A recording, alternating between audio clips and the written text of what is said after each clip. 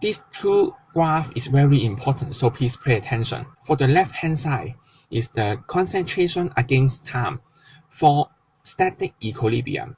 As I mentioned before, eventually all the reactant will become product. So you can see the red line is reactant.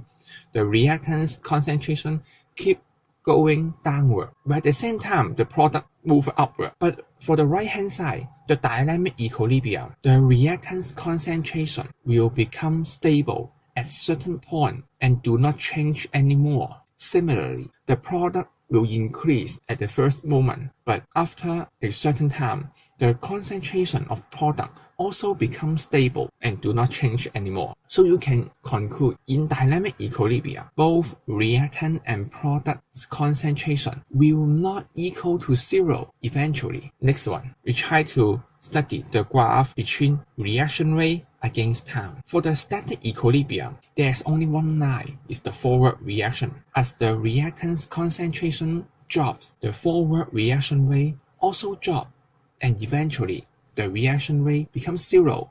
That is the reaction stop. For the right hand side, dynamic equilibrium. At the first time, the forward reaction rate decreases. At the same time, the backward reaction rate increases because the product's concentration rises up gradually. So the backward reaction rate also increase. Finally, both forward and backward reaction rate equal to a certain point, but this certain point do not equal to zero. There is no net change for the concentration anymore. Before the end of this section, let me emphasize, the dynamic equilibrium must occur in a closed system. Because if we allow the particle move in and move out continuously, the equilibrium state will never achieve. Whenever there is addition or removal of reactant or product, a new equilibrium state should be set up again, and we will discuss it in next session. Take this as example. Liquid water will have dynamic equilibrium with the steam.